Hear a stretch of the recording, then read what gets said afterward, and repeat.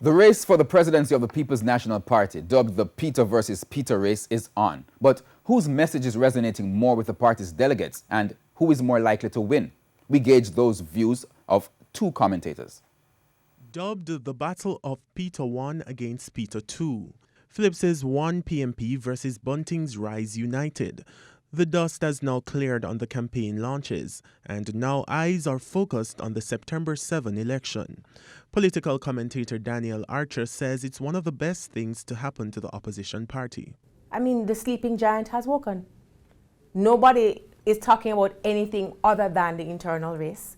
And with the drip that they're doing in Parliament, and with what appears to be a transformation, even in how they go about their own leadership determination, would ignite a few people who thought that they were sleeping. But who had the most impact? Look at the Rise United campaign, and you'll certainly agree with me, it's a production. It's a production because we've never seen this kind of technology in the People's National Party before. We see a PR machinery that we're thinking, if you had all of that, how come you never give it to the People's National Party before? But you hear the response, I tried, they weren't taking me on. Flip the script and you go over to the oldies, the stable ones, the ones who've always been there, who are saying, I have led you this far and I can carry you because I have the ideas. How are they doing that seems to be the difference. So based on what they've put forward, to whom are the delegates leaning? So I think Peter Phillips has the commitment of the delegates. I hear that, I see that, I hear people whispering that there is this feeling that people have that he should get the opportunity to run his own election. But Archer doesn't agree.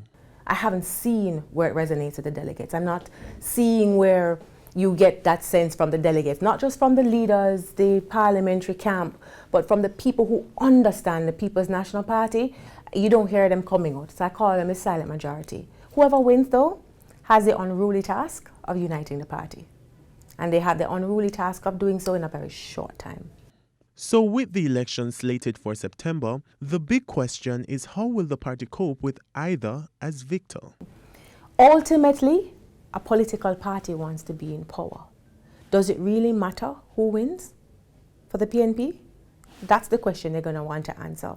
And if you hearken what happened between Portia Simpson-Miller and Peter Phillips, everyone asked that question. You heard the derogatory things that were said about Portia Simpson-Miller. You heard the things that made you wonder whether or not she was intellectual, whether she was educated. And these were things coming from persons that you go, Well, you would have didn't know.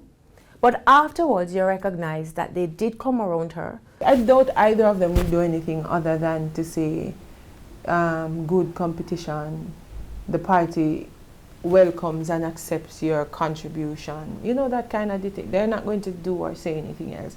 But I suspect, I suspect here that Peter Phillips will resign. I think he will. It would be too much of a loss, I think, for him to continue. Andrew Laidley, TVJ News.